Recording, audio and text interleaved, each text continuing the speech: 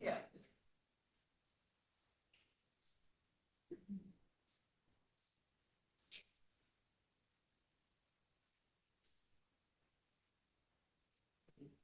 You could read that, right? Yeah. Oh, I see what you're saying. Yes, you're right, I can't. This is. Yeah, it says this. Can't read this.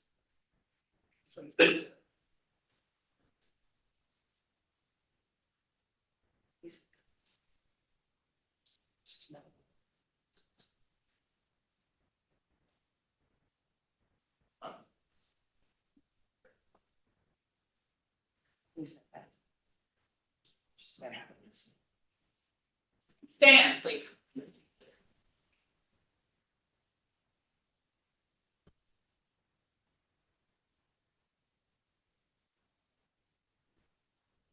Oyez, oyez, oyez.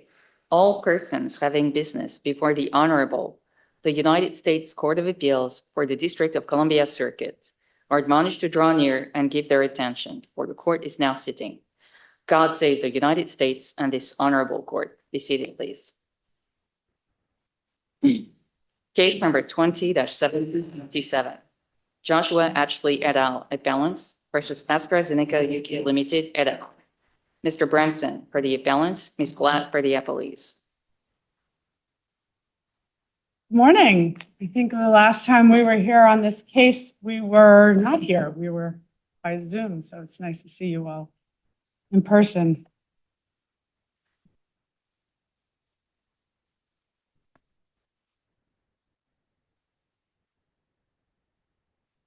Thank you, Judge Pillard, and may it please the court. Nearly 3 years ago, this panel upheld the complaint because it alleges plausibly. Wait, can you bring that up a little bit? I think it's at its maximum height, unfortunately. Okay. Can I lean forward maybe? Would that help? Yeah. So nearly 3 years ago, this panel upheld the complaint because it alleges plausibly that the defendants paid bribes in cash and in kind to people they knew were terrorists. That stated a claim before Twitter, and it states a claim now. The rule from Twitter is that an aider and abettor's conduct must reveal conscious, voluntary, and culpable participation in a terrorist attack, and it instructs courts to apply a sliding scale approach that balances three basic inputs: substantiality, scienter, and nexus. Across all three of those dimensions, this unusually detailed complaint is in another universe from the passive inaction claim that Twitter rejected. Now, for the defendants to come up with a liability rule that would exclude even this complaint, they have to transform Twitter's sliding scale approach into a bright line rule about terroristic intent and a strict nexus to each terrorist attack. That bright line rule not only misreads Twitter and the common law tradition that the Supreme Court invoked, but it also would gut the statute by extinguishing liability in virtually all cases involving terrorist financing. And if we know anything about the Anti-Terrorism Act, it's that Congress meant to curtail terrorist financing. By adopting an unrealistic legal rule, the defendants would thwart Congress's aim that it expressed in the text of the statute to impose the broadest possible basis, quote unquote, for civil liability against those who give material support to terrorists. Can I ask you a question? Go ahead. question. I'll ask both sides, but I'd like to hear what your answer is. One of the things that you both quote a lot and that the court said in Twitter is we're looking for whether the defendants consciously, voluntarily, and culpably participate. What does culpability mean to you in this context, in the context of this case? I mean, you're both using it, freewheeling use, but that's not very helpful to me. I need to know what you have in mind because I think it affects a lot how this case is to be decided. So like much of Twitter, Judge Edwards, I don't think there's a bright line rule that will tell you what is culpable and what is not in every case. I use this case as a starter. So in this case, I think there's two things that make the transactions culpable. One is What transactions? the transactions that the defendants executed with the Ministry of Health. And the first thing about them are the bribes that they paid to obtain the transactions. And we've emphasized this quite a lot in our brief, the corrupt structure of those payments. All right, let me follow up right here while it's in my head thinking about it. If these were not bribes, would the case be decided the same way? It would be a closer case for sure, Judge Edwards. I think because the common law treats, to go to your culpability question, the common law views atypical transactions as more culpable under the law of aiding and abetting. That is in several of the cases I cited. The Camp case from the Eighth Circuit is a good example of that. The common law courts that Twitter relied on often look to, is this type of transaction routine or not? If it's routine, that doesn't mean the plaintiff loses, but that means that they have a higher standard under the sliding scale approach. Okay, so you know where this is going to take me now. I suspected that was your answer. Their response to you is, this is routine in dealing with these folks. People do bribe and they pay off, and that's just the way they do business.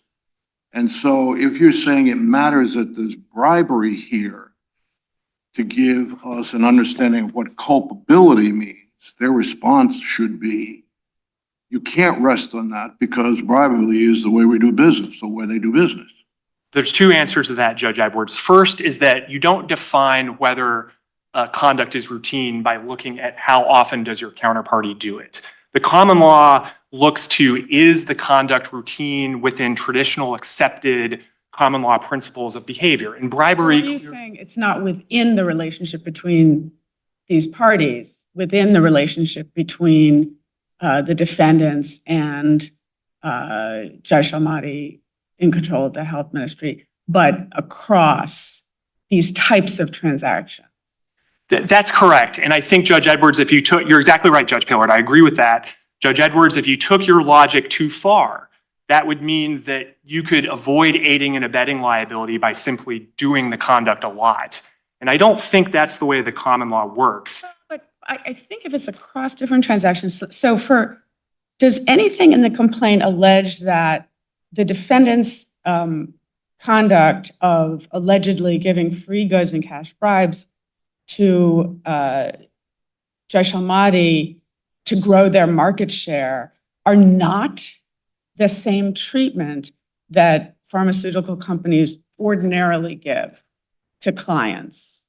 Well, certainly not in Iraq, Judge Pillard. I think we have alleged that free goods and cash bribes were unfortunately prevalent in Iraq, dating back to oil for food. And I would just note, Judge Pillard and Judge Edwards, to your question, this was prosecuted under oil for food, very similar conduct. But I'm asking a different question. We understand that this is, as in your alleging, that this is sort of the heir to the oil for food— That's correct— program, and sort of gave them the idea of how they could siphon off some extra cash from what might be a otherwise legitimate transaction. But that's the history of these parties.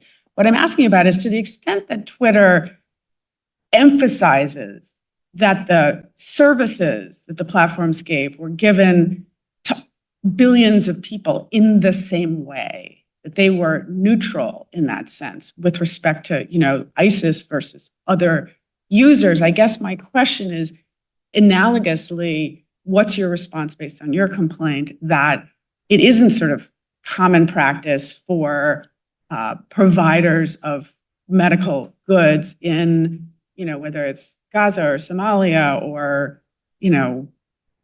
Libya to do this kind of conduct?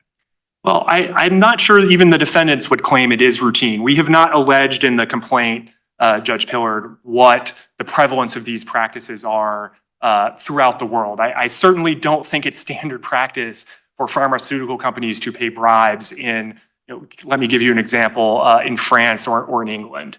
And I think the point, my answer to Judge Edwards was important because it's not just, Judge Pillard, that Oil for Food gave them the idea, but that this was a criminal scheme under Oil for Food. Johnson & Johnson entered a deferred prosecution agreement agreeing that they had acted illegally. That's at paragraphs 262 to 265 of the complaint. And it surely cannot be that conduct that is criminal in the United States counts as routine under the common law culpability test that we've been applying. But the other point, Judge Pillard, that I think why is that so clear?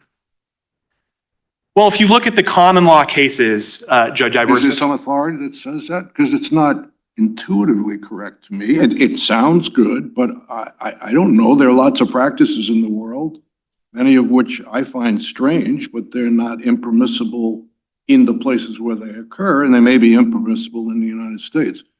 You're saying that as if it's just a given. That is not a given to me.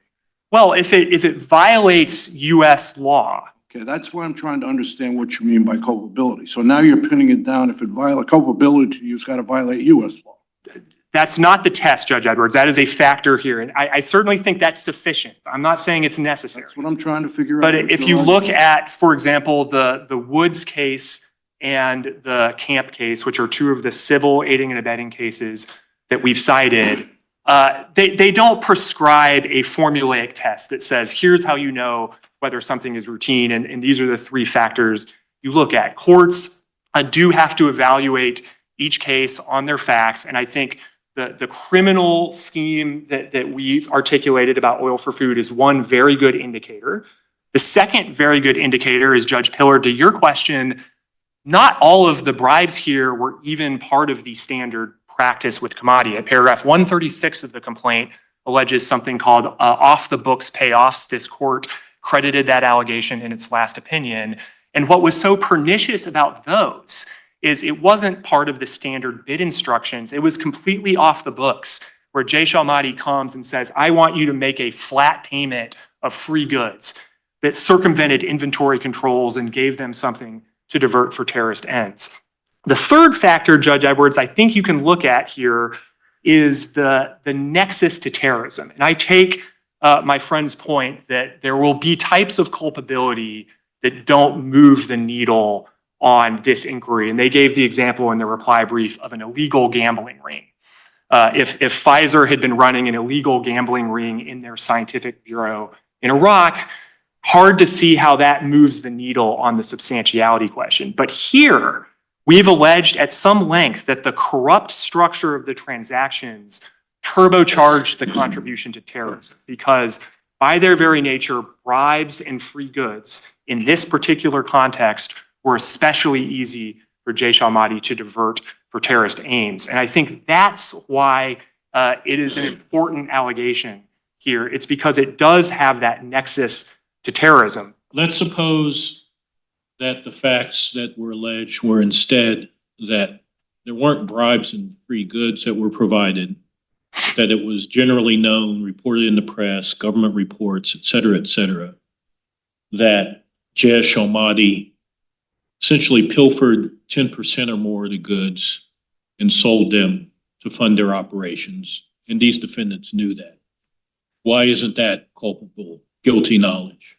I think it is, Judge Wilkins. It's a closer case. That's what I was trying to tell Judge Edwards. I think that would still be a case that would satisfy the standard. It would be closer. So anytime someone does business with an organization and it's known that that government entity has been partially captured or compromised by a terrorist organization to the tune of,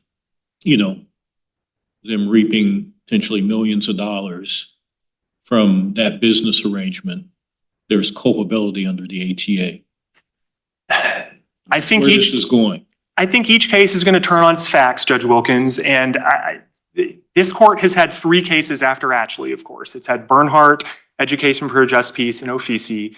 And so I think there's not always going to be culpability if you transact with some entity that has a link to a terrorist group. That Well, was, you know, your dissent was very compelling in Bernhardt. you know, Uh, my hypo, you know that essentially every dollar that you kind of give or dollar of good worth of goods that goes to the Ministry of Health, 10 cents of it is going to go to Jaysh Almadi's pockets, coffers.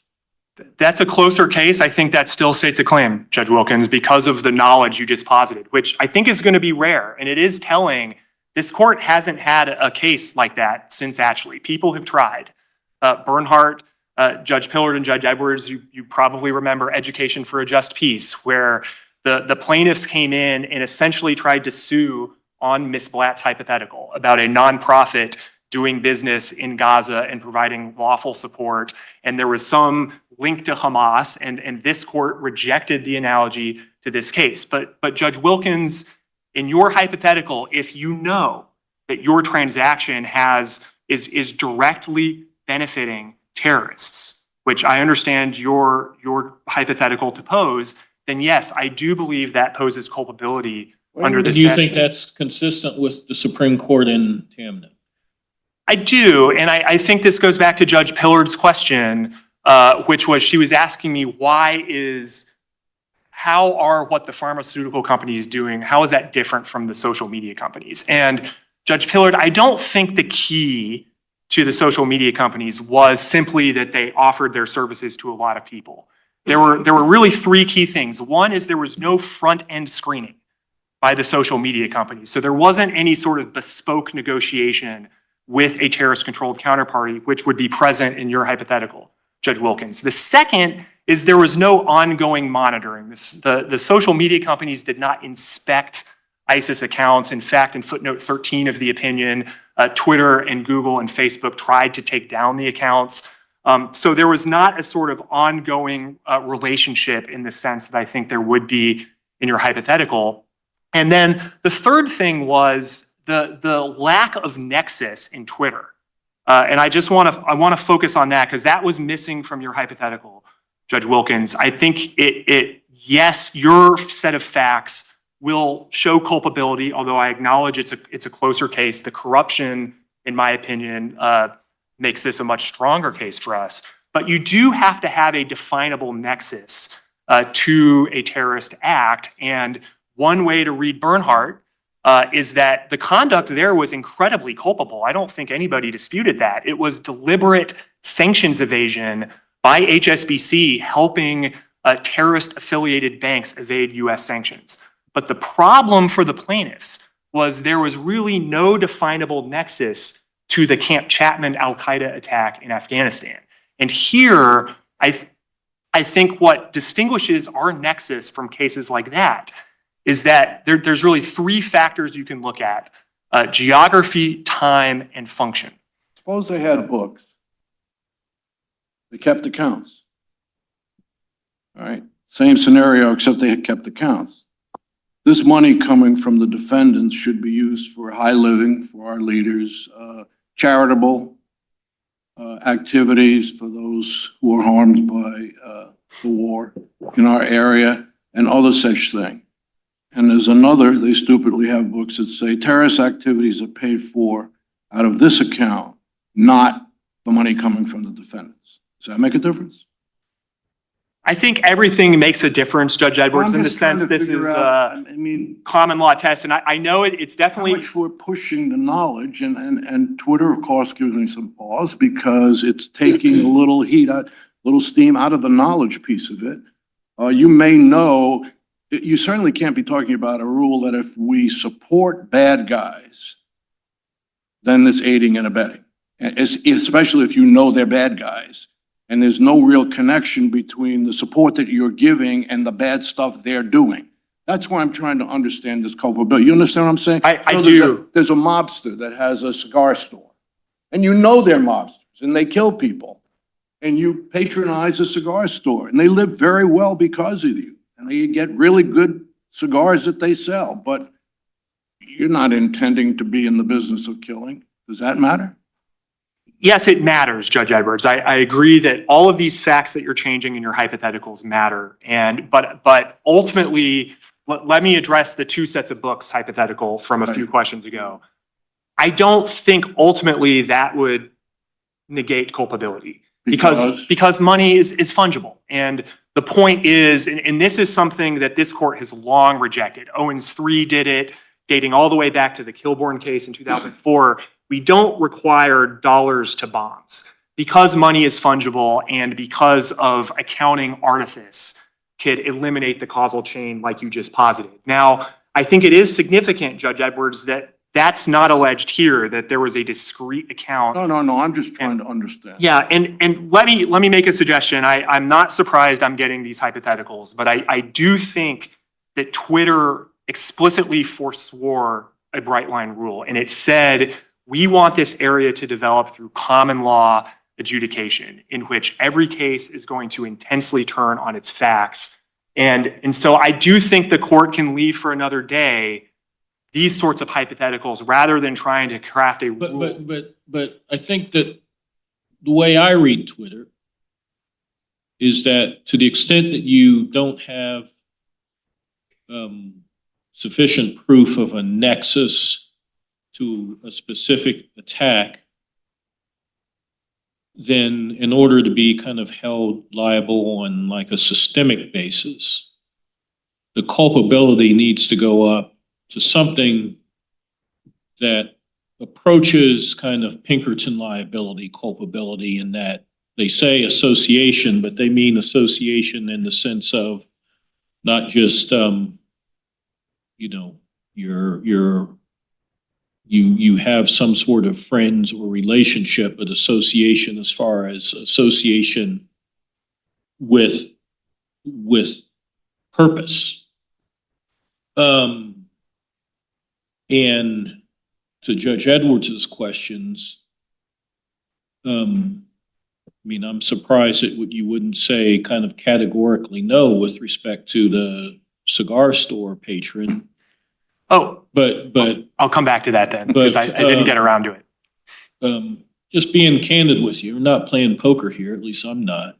Some of your responses, especially to the hypothetical, if somebody just knows that Jay Shalmati is siphoning off dollars, give me a lot of pause, because I don't know how we write an opinion that's going to be true to what I think the Supreme Court was getting at with culpability wise, and it's not going to cause some of the problems that, the government and amicus are worried about. So let me take those in order. I think the answer to the cigar hypothetical, I didn't get around to it, but I think it is a no. Judge Wilkins, let me address the nexus issue first, because I think foreseeability is the touchstone of nexus. And you're correct. You just, I think, gave a fair reading of the Supreme Court's second paragraph when it rejected the defendant's strict nexus test about pervasive, systemic, and culpable relationship. I agree with that. But the first point on nexus is that you don't require dollars to trace to bombs. You use a foreseeability rubric to decide if there is a definable nexus. And here, these attacks were very closely tied to the assistance in really three ways, if I could quickly list them: geography, time, and function. So geography, there was a spatial proximity between the aid and the attacks. They all took place in Iraq. Sadr City was less than 10 miles from the Ministry of Health building. And I think this is not a case like Kaplan or like Owens 3, where you have to trace a nexus across halfway around the world. So that's point one. The time point is easy. There's a complete temporal overlap between the aid and the attack. So we're not asking the court to draw a nexus out in perpetuity. And function is one thing, Judge Wilkins, I hope will give you some comfort in writing this opinion, in that the Ministry of Health was awful. It was the nerve center operationally for Jaysh al-Mahdi's terrorist attacks in Iraq. And I really do think that element of culpability and nexus distinguishes this case from certainly the charity hypotheticals that have been given. They are dealing with an entity that is not just a financial pass-through for terrorists. It is part of the terrorists' architecture for committing attacks. And to address, let me try one more time on your hypothetical that's giving you some pause about just goods being diverted. I think one way to conceive of that, and this is a hypothetical that was given at the Twitter argument by Justice Kagan, where she asked, let's say you're a bank and you're offering routine banking services, and Osama bin Laden walks into the bank and says, I'd like to open a checking account. I think we would all, Judge Edwards would agree that checking accounts are routine. There's nothing atypical about them standing in isolation, but they become culpable in light of the counterparty there.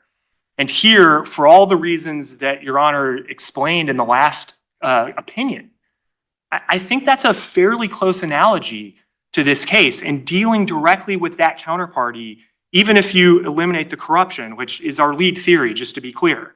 But to address your hypothetical, I think that matters. And if you abstract away the counterparty and you just say it's just amorphously somebody is doing business in a country and 10% of the goods are making their way to Hamas or some terrorist organization, I think that is a much harder case than this one. Do we need allegations that, or do you need, in order to clear the Tamne hurdle, allegations that the defendants knew of Hezbollah's reliance on Jaish al-Mahdi's use of Ministry of Health resources that the defendants provided? I don't think so, Judge Pillard. That's the place where I part ways with the government's brief. I think if you look at the words in the statute, the knowledge element modifies the substantial assistance component of the inquiry, not the preceding plan or authorize element. The state of mind modifies the acts. I mean, that's something that the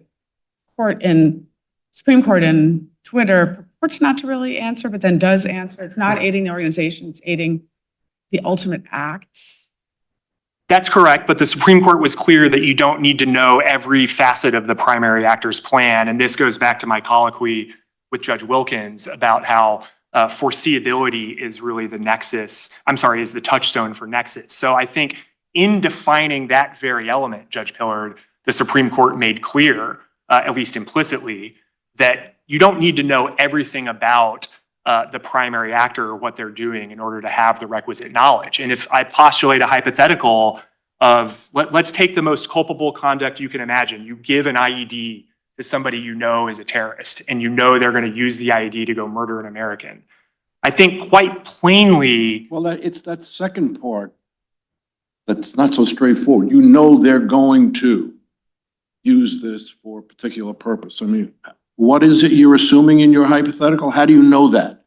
When you hand them the money, do they say, we're going to go use this? Sure, in my hypothetical, yes. Doesn't it matter? What does it matter? You seem to be saying it really doesn't. It's just that you know this person is known to be, and you know you're giving them a lot of money.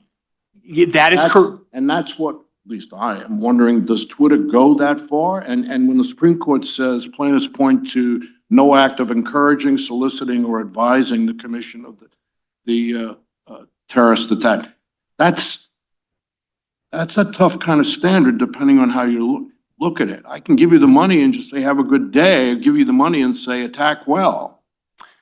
I agree with that, Judge Edwards. I don't think that was the legal rule, what you just read, that the Supreme Court No, I adopted. understand there's a lot of stuff in this. And I really think the civil cases are important to focus on because they do not have that sort of culpability in those cases that I think some of your questions today have been searching for. The Woods case is an excellent example from the 11th Circuit where the bank was held liable for aiding and abetting a fraud by its customer. The bank had no intent to further the fraud. The 11th Circuit said the bank had an improper motive, but that motive was to curry favor with the bank's corrupt customer. That is the very motive that we have alleged in this case. So I think that's how I would work through that language, Judge Edwards. But Judge Pillard, I was not using that hypothetical to give a test for assigning culpability, but it was just to show why in that hypothetical, of course, knowledge of that attacker's affiliation with Al-Qaeda, for example, wouldn't be necessary to hold them liable under this statute. So the defendants argue that Tomney makes clear that the general awareness that this court relied on in our now vacated opinion is inadequate, that conscious and culpable participation in the tortious action is what's required. So how do we show, I mean, maybe you've already answered this with your discussion of nexus, but if you just read Halberstam, the substantial participation on Linda Hamilton's part, ongoing, was one thing I think that the Supreme Court thought was important. Also, the unusualness of, no money going out. She's keeping books, Right. Lots of things of value coming in. So she knows burglary. No hint that she knows or intends or even foresees, maybe, murder. Is your theory that, I guess, sorry, this is a bit rambling, but so Twitter, the facts in Twitter itself are, very attenuated nexus, passive, providing a good to all comers in the same way, nothing, as you say, bespoke. And then I take the court in a rather, with broad strokes, to be defining a range of other circumstances, going all the way to very substantial involvement so that effectively the defendant is responsible for all torts anywhere. I know you have kind of a fallback argument relying on that there's such substantial, but I take your argument to be more in the middle ground, your primary argument about how your complaint clears the Tomney hurdle. And part of, one of the factors there is whether, as with Linda Hamilton, the defendants here engaged in some wrongdoing, some intermediate wrongdoing that then made it easier to show the culpability with respect to the ultimate wrongdoing. So she knew that there was burglary going on. That was part of what was sort of the culpability nexus to the ultimate murder. What is and then you cite here to material support statute. Can you flesh out the wrongdoing, the intermediate wrongdoing, as kind of more of a legal matter than a factual matter? I know you talk about the bribes and the free goods, so that we can understand why you're not going all the way to hand in glove activity such that the defendants are responsible for anything that Judge Shalmati or potentially Hezbollah does anywhere in the world. I think there's two theories, Judge Pillard, and this goes back to perhaps my unsatisfying colloquy with Judge Edwards. The first is, as I said, the bribery and the corruption. And you asked me to articulate it as a legal matter. I think the way I would distinguish that sort of wrongdoing from the hypotheticals in my friend's reply brief is that the corruption had a nexus to the terrorism. There's a reason the Special Inspector General for Iraq Reconstruction called corruption in Iraq the second insurgency. That's at paragraph 172.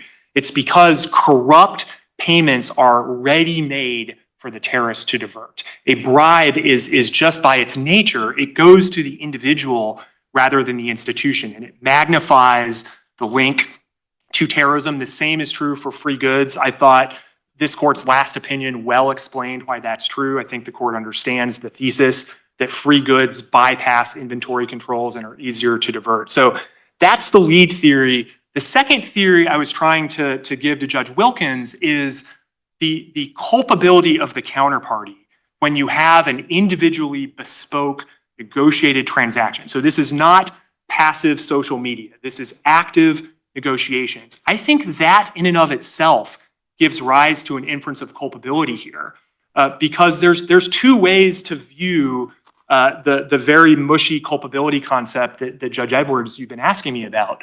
One is, how does the defendant themselves structure the conduct? The second is, who is your counterparty?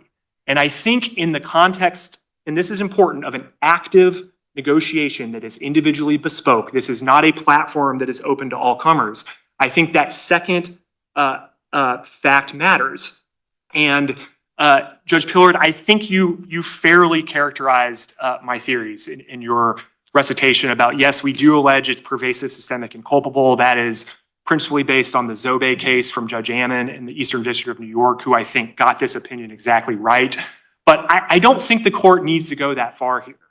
And one reason I think you know that is you just look at the Google section of the Twitter opinion, in which that section addressed a funding claim, Judge Wilkins. So it was not a passive inaction claim, it was a funding claim.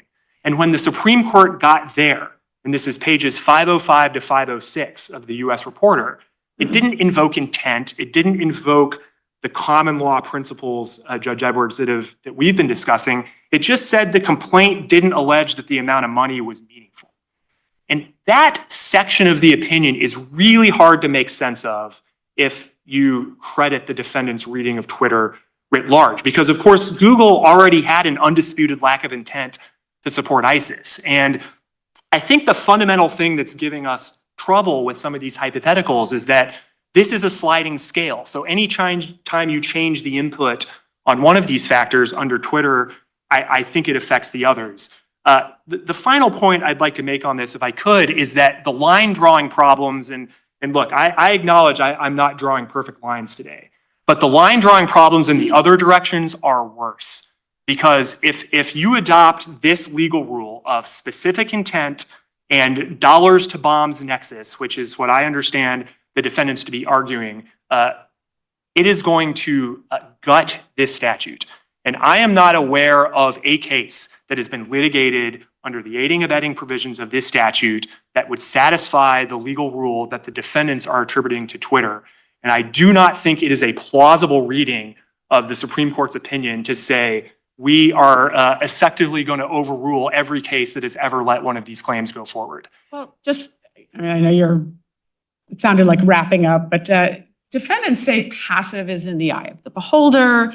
They say we should read this complaint to allege that defendants, ignored the ministry's alleged use of their medical goods, not that the defendants actively directed the products to terrorism. And I think it's easy to imagine that, all things being equal, these defendants have zero interest in promoting terrorism. I don't think that's what the Supreme Court meant by active passive, Judge Pillard. And you can just read, this is at principally page 500 of the US Reporter. The factors the Supreme Court looked at in defining active versus passive. First, it proceeded from the assumption that these are general communications platforms. And there, of course, is a long common law. The Brophy case is one. The GTE case from Judge Easterbrook in the Seventh Circuit is another. We've long viewed communications platforms a bit differently. But even leaving that aside, there's really three facets that I think I identified earlier. First, there was no front-end screening of the customers. It was a purely, you set up the platform and then the platform operator doesn't do anything else. People just sign up for the platform and the algorithms work automatically. The second is there was no ongoing inspection of content. And that was really pivotal to the Supreme Court in that it wasn't monitoring ISIS's use of the platforms. It didn't have any sort of ongoing interaction with the customers. It was all mediated through the passive operation of technology. And then the third, Judge Pillard, goes to your point about the scale of the platforms, which was it served, I think the word was billions of users worldwide. And that is just not a credible analogy to bespoke pharmaceutical contracts that are being negotiated with this ministry because the defendants want to make more money to prop up their reference prices. And so I expect after Twitter that every defendant is now going to say my conduct is passive. Of course, that's a move they're going to make. Every bank is going to say what we did is passive. But if you look at those guideposts I just articulated, I don't think this is, not even close. But going back to, I think, earlier question by one of my colleagues, don't you at least have to allege that these contracts with the Ministry of Health were different than the types of contracts that these defendants negotiated and entered into with ministries of health or similar types of government entities in other countries? No, I don't agree with that, Judge Wilkins. And this goes back to a very early colloquy with Judge Edwards. I don't think you define routine by just asking how often does the defendant do it. Because if that were That's not, I'm just saying it's not routine in the sense of this isn't the way we do it with anybody else. I mean, you haven't alleged that they have done business with this Ministry of Health any differently than they do with France's or Jamaica's or whomever's, right? that we did not do a catalog in the complaint of the way they do business in other countries in the world. That's true. I doubt that is a disputed question. I don't think the defendant's position here is going to be we pay bribes in every market we operate in. Of course, that would be a huge criminal problem for them. So I don't think this is really a disputed question, Judge Wilkins. Now, is it true that they've paid similar bribes in other regions? It is. But again, the question of routineness, as I read the common law, it doesn't hinge on that. And there's, to go back to an early answer, there's two ways I think in which this was not routine. One is in this particular context, the corruption had an extremely tight nexus to terrorism. So that is why we structured the complaint the way we did and spent so much detail alleging the bribes, is because those magnify the causal link to terrorist attacks. So that's one point. But the other point is that in this market, there's some things they did that were certainly not routine, even by the Ministry of Health's absurdly corrupt standards. The off-the-books payoffs allegation that identified to Judge Pillard earlier is one example. But it can't be, I think, as this court looks at how do we define routine conduct under the common law, that it says conduct that one of these defendants entered a deferred prosecution agreement and effectively pleaded guilty to under Oil for Food is routine because they do it a lot. I mean, there are, lots of law firms in town, and I got lots of friends that have become very wealthy because this type of activity is very routine and they have very robust FCPA practices. How does Foreign Corrupt Practices Act liability relate to what you're alleging? Was there, I don't remember. I know this was mentioned at least somewhere, either in the last briefs or these briefs. Relationship there? I think there is a relationship in that the one that I've posited to Judge Wilkins. Now, we're not attempting to prove a violation of the FCPA and all of its elements, but the principle of the FCPA. Why not? Well, first of all, there's obviously no civil cause of action under the FCPA. So that's one reason. I think one of the things you and I discussed, Judge Pillard, last time is that the statute of limitations also creates an issue with the FCPA. It doesn't go back as far as the Anti-Terrorism Act. But I don't want to confuse the inquiry in that I'm saying there's an identity of interest between the FCPA and the Anti-Terrorism Act. But Judge Wilkins, you're undoubtedly right. I have a lot of friends too that have bustling FCPA practices. But I think all of these questions are going to, does the word routine, does it describe purely the frequency with which it happens?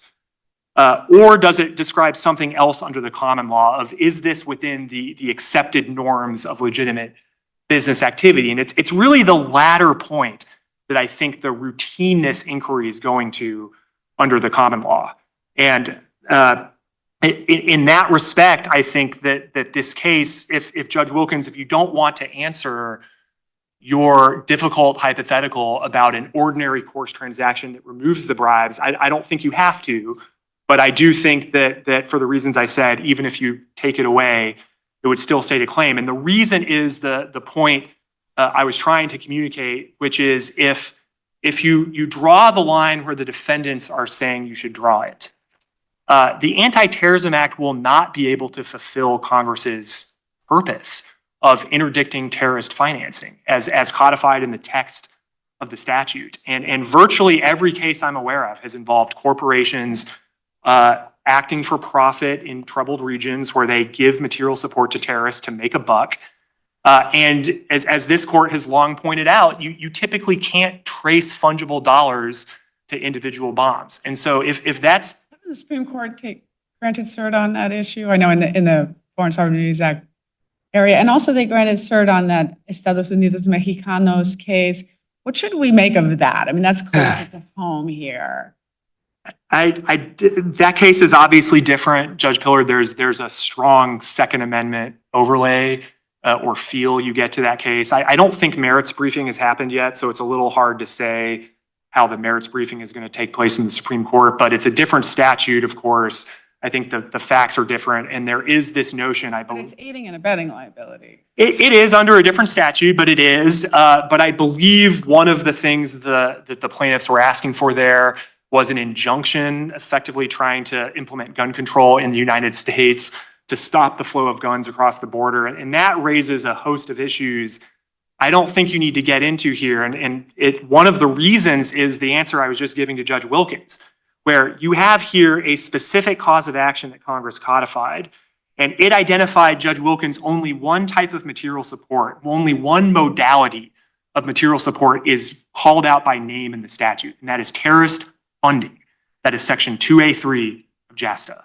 And that I think should give us great pause to read Twitter in a way that would say every decision that has ever allowed a terrorist funding case to go forward was wrongly decided. I don't think the Supreme Court was going that far, nor did they need to, because that theory in Twitter was miles apart from this one. It was passive inaction for all the reasons that I've explained. You cite in your reply brief at page 9 for the notion that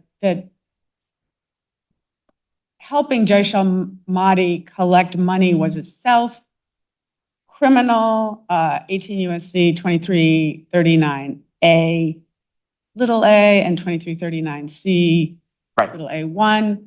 Those statutes, why those statutes? What work are they doing here? So the work those were doing was attempting to answer Judge Wilkins' question about nexus. So the question with nexus, in our view, foreseeability is the touchstone. And again, one of the reasons the Supreme Court says the word foreseeable 7 times in its opinion.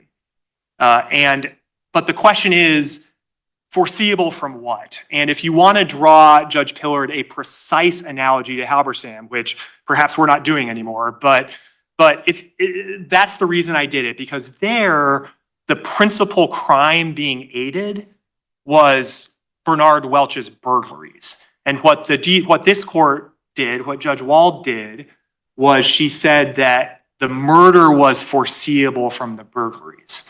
And so if you want to adopt that same rubric here and hew tightly to that formulation, the equivalent of the burglary is Jaish al-Mahdi's violation of those criminal statutes, raising money for terrorism. And we have cited Owens 3 and Boehm for the proposition that these terrorist attacks are foreseeable from that.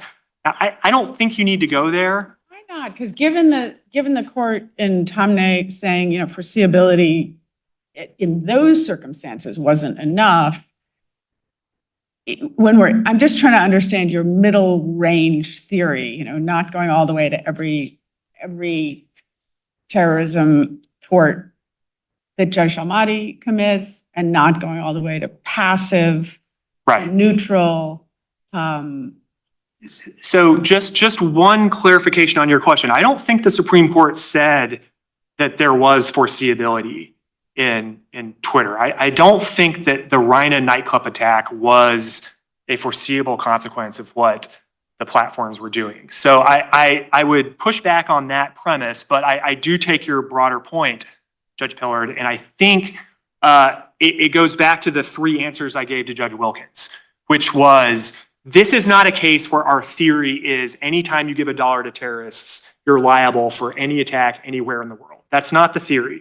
There's geography, there's time, and there's function here that really make this theory of nexus much tighter than in the cases that I don't understand my friends to be quarreling with, like the Kaplan case in the Second Circuit. I remember discussing that with you, Judge Edwards, 3 years ago. The nexus in Kaplan was much more attenuated than the nexus here. It involved payments in Lebanon that stretched across sovereign borders from a nominal Hezbollah charity front to Hezbollah and then into Israel to cause a rocket attack. And there was no direct showing of nexus there. So I think those three factors really limit this case in a way that we're not susceptible to the criticism that Twitter leveled. And one of the reasons, Judge Pillard, is that Jaish al-Mahdi, it's not the same sort of terrorist group as ISIS. And this is one point that I think is worth stressing. It doesn't have ambitions to build a global caliphate where it may well attack somebody in East Asia because it's trying to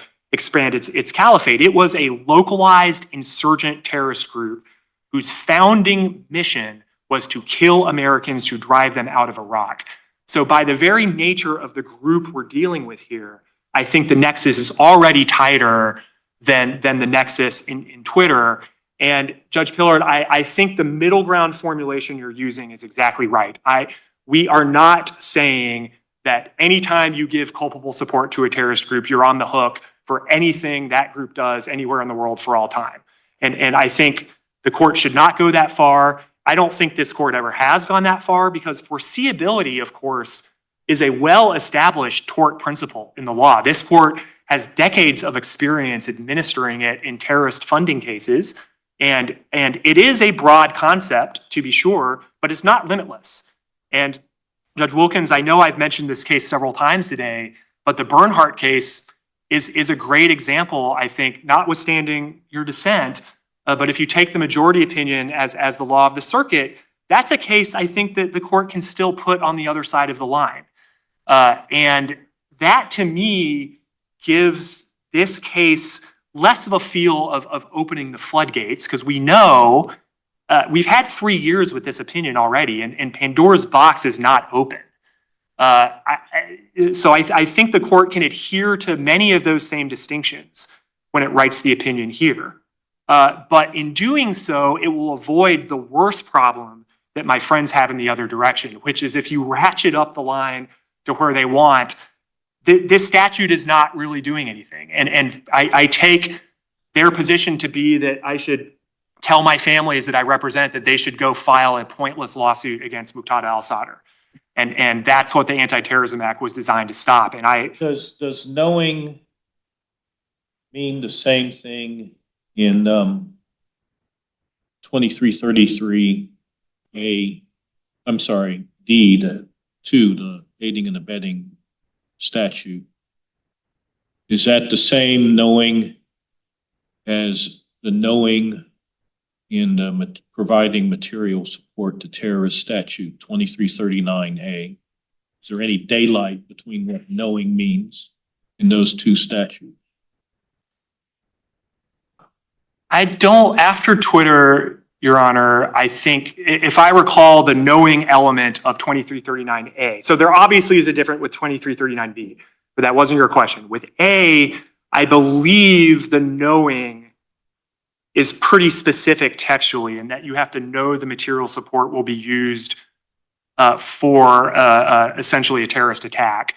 Preparation, carrying out, Right. violation of laundry list of statutes, essentially terrorist attack. I think the standard in Twitter is not quite that strict. And one of the things that I think the Supreme Court preserved in the nexus discussion was that a defendant's knowledge does not need to extend to every part of the primary actor's plan.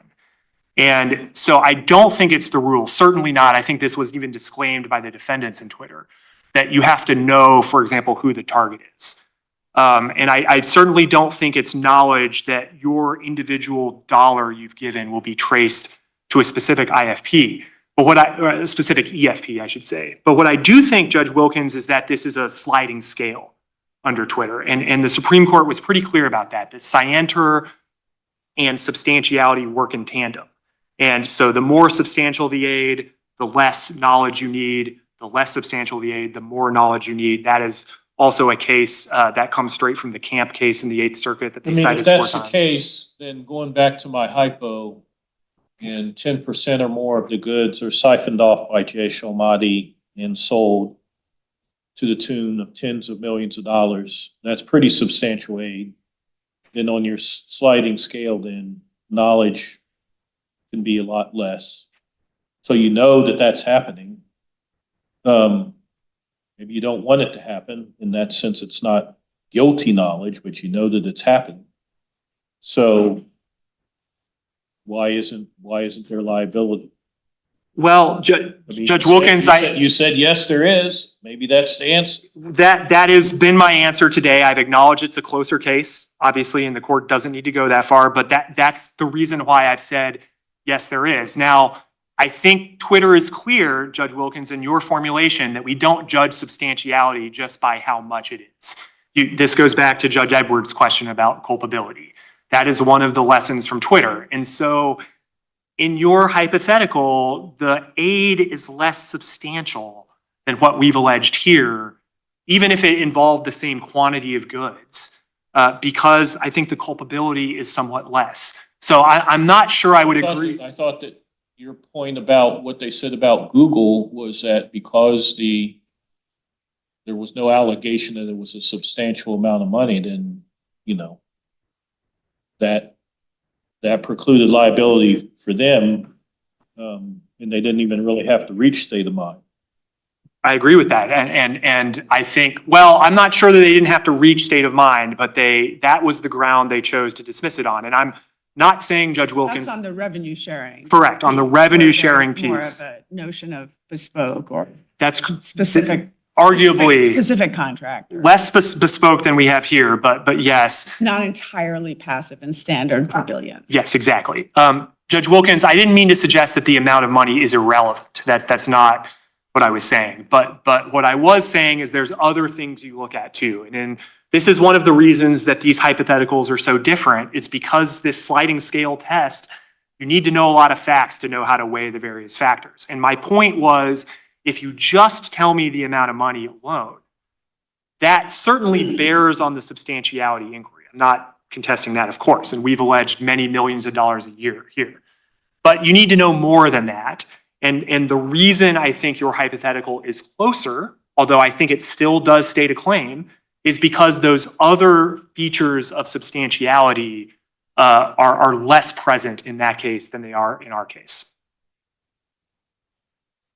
I have to say, just as a court, we apply the standards that are in the law, and there's a lot of balls in the air here with the statutory language, the Halberstam 3 elements that are incorporated, the 6 factors in Halberstam that the court now tells us to view more holistically, and then along comes nexus.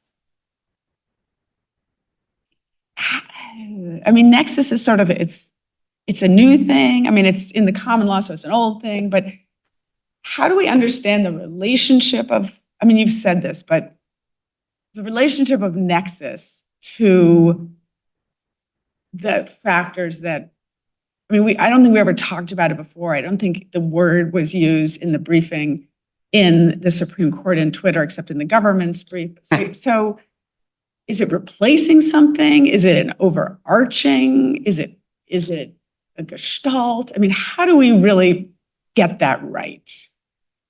I think it's as I said in my opening, I think there's 3 inputs into the sliding scale: substantiality and scienter, which we focused on a lot. I think nexus is the third, and it's your question, Judge Pillard, is one of the reasons the hypotheticals are hard and why I keep giving perhaps the unsatisfying answer that the Supreme Court said we're not going to prescribe bright line rules, that we want common law adjudication on the facts. And that's about how we work with it, but more about like where does it come from?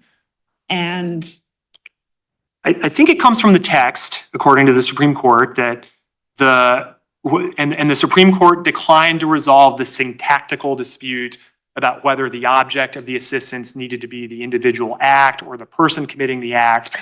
But as I read the Supreme Court's opinion, they're saying this is a tort law concept, and in torts, you have to aid individual acts. And here, the individual act is the act of international terrorism.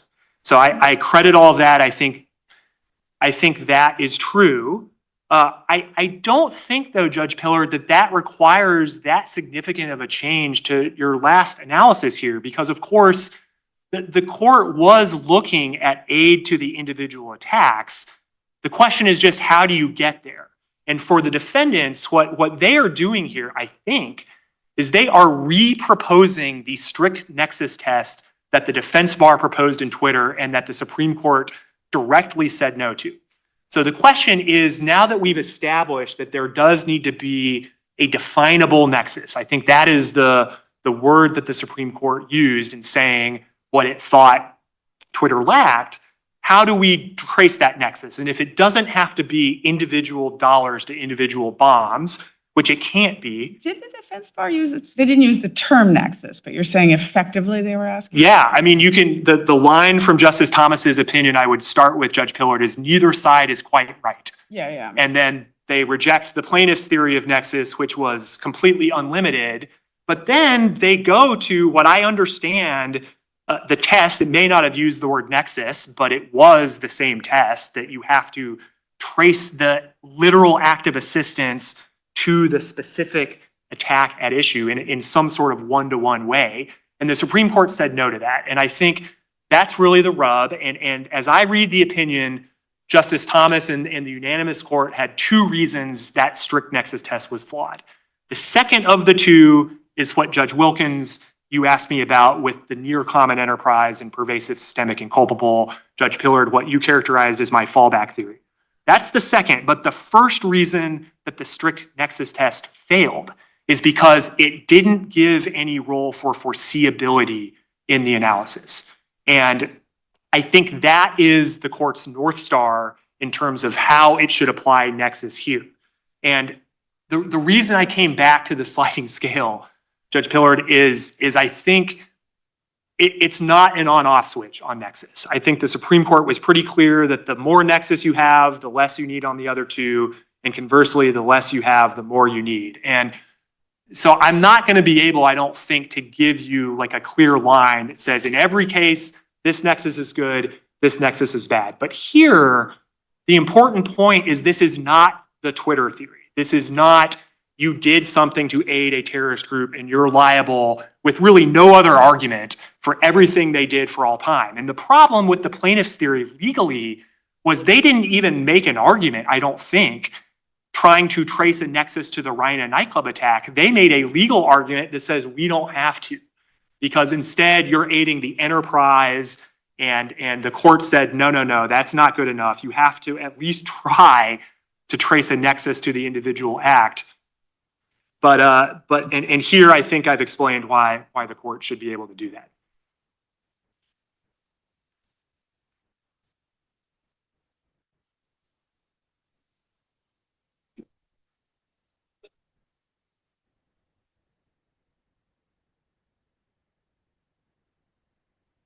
Morning. Good morning. May it please the court. Lisa Blatt for the defendants. Is my sound okay? TOMDA requires that And if you want to, you can push it down, you know that. No, if you're good, I'm good. TOMDA requires that each defendant consciously and culpably participated in each attack in such a way as to make those specific attacks succeed. The other side talks about it has two axes, and we agree it works in tandem on a sliding scale, but I think we have very different definitions of what those axes are. The first is culpability with respect to terrorism, and not just culpability. And the second is a nexus between the defendant's aid and the actual specific attacks injuring the plaintiffs. And we agree when there's a higher showing on one axis, a lesser showing is required on the other. But TOMDA is a demanding standard, and it requires at least some of both to ensure that aiding and abetting liability extends to only those defendants who are blameworthy participants in these specific attacks. This court previously held that it was enough that the defendants allegedly knew of a link between their alleged corrupt provision of cash and free goods and Josh Almighty's operations. Although we strongly deny those allegations, they are simply not enough under TOMDA under either axis. Where the U.S. pre-TOMDA thought that this complaint was sufficient, after TOMDA they said, this is Supreme Court, TOMDA did not support or approve imposing liability just because a plaintiff can identify an atypical transaction with an organization affiliated with terrorists. So I want to start with nexus, where we're obviously our strongest. The complaint nowhere alleges that any defendant, much less all defendants, aided any attack on any plaintiff, much less all of the attacks. Tomna holds that it is not enough, as the other side spent, I don't know, an hour saying, that defendant gives substantial assistance to a transcendent enterprise. It's exactly what he said his middle ground was. It's enough if you aid Josh Almighty. He has to abet the commission of the act of international terrorism. Now, Josh Almighty had way too many sources of other funding and spent its money on way too many other things, including violent operations, to conclude that any defendant, and there are 21 of them here, contributed to any specific attack on the plaintiff. At paragraphs 172 and 173, the complaint says that this ministry took in $2 billion in total corrupt payments. But this, and as the complaint elsewhere in this panel's opinion pointed out, that each defendant allegedly only gave several million in aid. And in the complaint in paragraphs 13, 62, and 351, alleged that Josh Almighty engaged in countless attacks on Iraqi citizens that don't involve plaintiffs. Again, this panel's opinion talked about them murdering innocent Iraqi civilians and their enemies, in addition to Americans. So it's not enough that they say it happened in the same country around the same time. That's just not a nexus. It's just not. At a minimum, any nexus would be so attenuated, as I think Judge Wilkins said, you would have to have a high showing on the intent axes. So when you say that there's no definable nexus and that between your client's contributions to Josh Almighty and any specific attack injuring any plaintiff, I thought the Supreme Court disavowed necessarily you would have to have a specific intent to injure the plaintiff, and that seems to flow from Halberstam. Well, there are two examples where the nexus, could be excused, and that's the pervasive and systemic. So if you're basically, that blurs with conspiracy liability and Pinkerton liability, but if you are at one with the terrorist, then yes, you're liable for each and every act. And Linda Hamilton was a conspirator. She was so invested in her boyfriend's burglary that she assisted each and every burglary and the foreseeable torts carried out. The other example, which I think the other side placed heavily reliance on, the court in Tomna cited the Grimm case, and that's talking about when you carry out an intent to carry out one tort, you are liable for foreseeable torts that further the original tort. And in that case, the example is some boys broke into a church and they lit a match to see their way through. That set the church on fire, and the burglars were liable for the fire. But here, of course, there's no allegations that these... How does the building burning down further the original tort of breaking in? The fire, starting the fire, Furthers breaking in? lighting the match to see, they couldn't see, it was at night, so they lit the The match. other way around, the first one furthered the second one. Sorry, lighting the match furthered the burglary.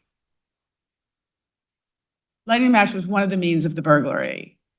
Just in so, And it caused the second. So here, I like think- Welch too, when he Yeah. killed the victim. So I think your friend on the other side would say, well, the giving of the money to, the irregular, as they allege, giving of the money to Josh Almighty furthers the attacks on their client. Right, but it has to be reversed. They'd have to show the terrorism was done in furtherance of the bribery, which it obviously Following how wasn't. how the fire, the ultimate harm in Grimm is furthering the original, more limited. Sorry, in furtherance of, it's part of the bribery. Hamilton is the best. You didn't have to murder him to steal the goods, but it was still part of the, in order to get out, the victim got in the way and he murdered him. In order to get out of the church, they needed to see, they lit a fire.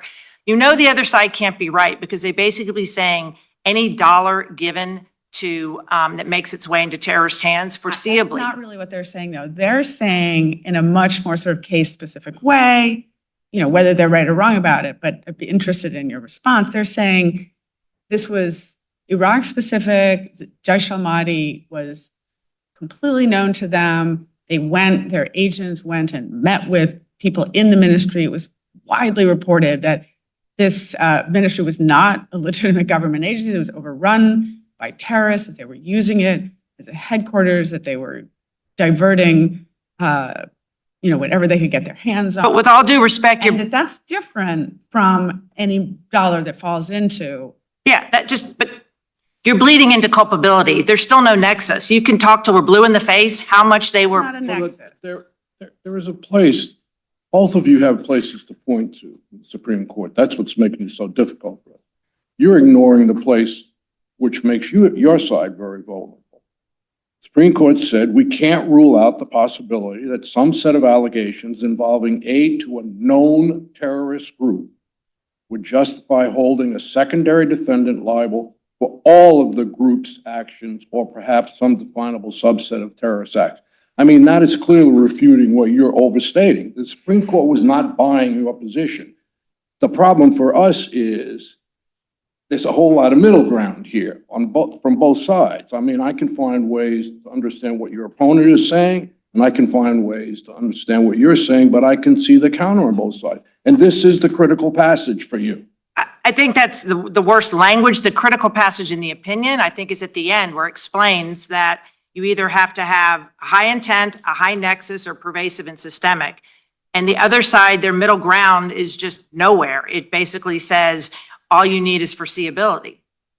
Well, the Supreme Court is saying we're not ruling out situations involving a set of allegations involving aid to a known terrorist group that would justify holding a secondary defendant liable for all of the group's actions. Yes, and I think that the examples we're talking about are only two. Linda Halverson's, where she's basically a co-conspirator and is fairly said to aid and abet each and every burglary that her boyfriend carried out. And the other example is the morphine case. The Supreme Court case is called direct sales. And in that morphine distribution case, which the court is citing, I think around that same passage, the defendant actually was aligned with the illegal distributor's objectives in that both of them were profiting from illegal distribution. Same way with Linda Hamilton. In other words, the terrorist and the alleged aider and abettor had aligned motives. And here's, I think you recognized early on in your questions, they're completely disparate. No matter how bad of people these procurement officials were, and yes, they were affiliated with a violent militia, but they're still procurement officials, and these are still alleged bribes to get mammograms, antidepressants, and cancer prevention or cancer curing drugs into the lives of Iraqis. And that's just not instruments of terrorism. It's not morphine distribution, and it's certainly not Linda Hamilton. And you just cannot divorce this case from the common sense reality that, as I think the government did change its position and said, this is, whether or not you want to call them illegitimate or legitimate, it is a procurement department that is giving drugs both to, they're stealing drugs and giving them to Josh Almighty, but they're also giving them to the Iraqi people. And these are 21 medical companies that in no way could be said to share the objectives, or I'll put it this way. The drug companies didn't profit the more Josh Almighty killed people. They profited the more mammogram machines that were being sold and the more birth control that was being sold and the more chemo drugs that were being sold.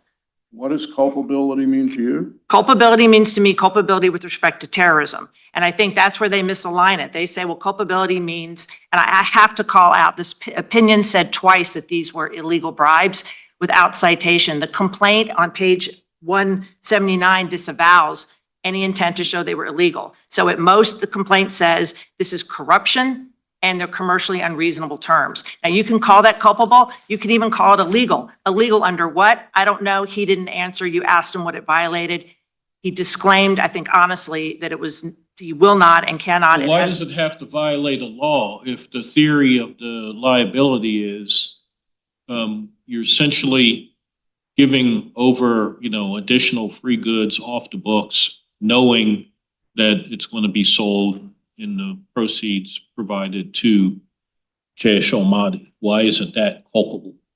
So it's certainly knowledge, and you could call it culpable knowledge, but it's not sufficient culpable knowledge with respect to terrorism because the bribery of the officials is not to help Josh Almighty's violent objectives succeed. It's to help get drugs into the hands of Iraqi people, to be sure, with knowledge that these drugs, imputed knowledge.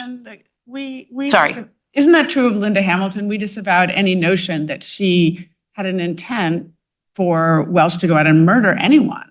She just wanted to make money and live a good life with him. And she was doing. Oh, no, she wanted him to burglarize. Right. Right. She was going up that far. And so here it's like, okay. The defendants clearly didn't want them to do anything other than buy their drugs. Didn't want them to do, shared zero any illegal objectives with Josh Almighty, obviously. Well, according to their allegations, the bribery and the giving of the free goods, they say is. Which has nothing to do with. Material support is giving currency that they know is going to hit the black market and enrich That's, Almighty. And they think this is something that they have to do in order to be the ones who get this segment of business. No?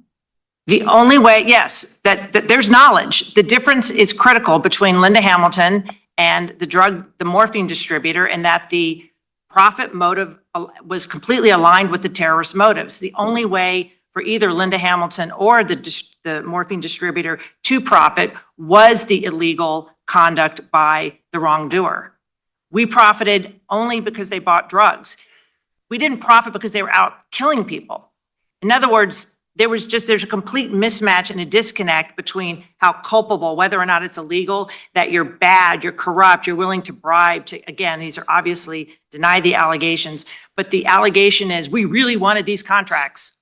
But there's nothing that says, like the doctor and the morphine and Linda Hamilton, I'm going to do everything I can to help my husband, live-in partner, rip everyone off, break into their homes. And the morphine distributor, the Supreme Court held, you had an intent to share the intent to sell the drugs. Possible. I'm gonna look the other way at burglary, but then it's a foreseeable risk of burglary. So it's enough there that it's, once she's in for the penny, then they say, even though we were willing in that opinion to assume that she had no intention. She wasn't aligned with him on I agree. It was murdering someone. It's a foreseeable risk. So Yeah, it's just, help me out here.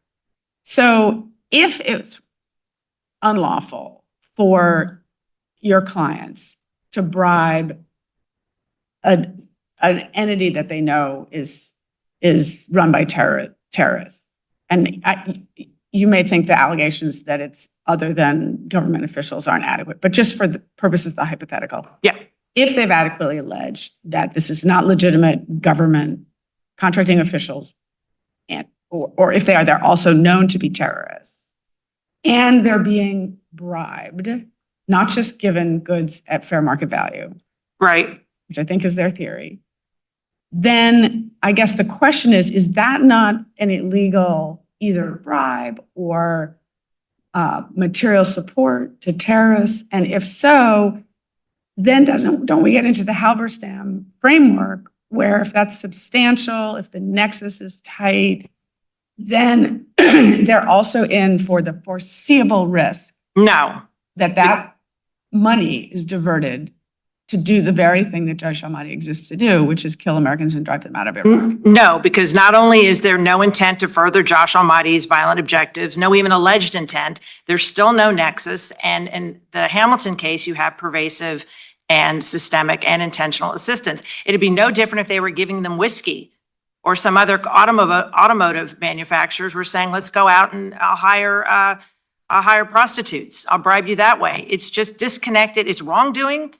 And surely it violates the laws in the Middle East to give them alcohol and cigarettes, but it has, and maybe they knew that the alcohol and cigarettes were going to be sold on the black market, but that still doesn't get you a nexus.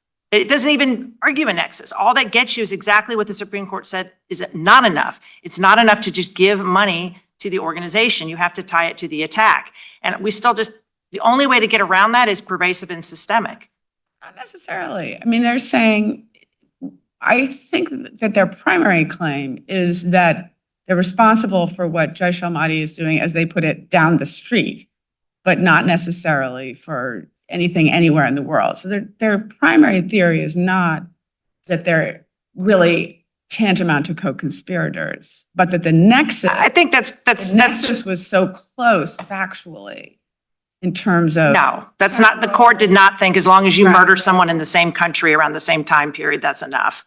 If ISIS had just been limited, I guess there it was Turkey, but if the attack had been limited to wherever ISIS, I don't know, was headed out of, or if Hamas just is committed in, I guess Hamas is other places too, but just in Gaza, that can't be right. Even Gaza is a big place, and there are a lot of attacks going on. So it can't just be that, if there was a government in Gaza, that you gave a bribe and that some attack down the line made its way into Hamas, even if you knew it, that's I'm not enough sure that for I'm- all and each and every attack. Because the only way to accept their view, you want to call it a fallback, is the extreme position is that these would be liable for each and every attack carried out by Josh Almighty in Iraq during 2004 through 2013, which I think, or they say and beyond.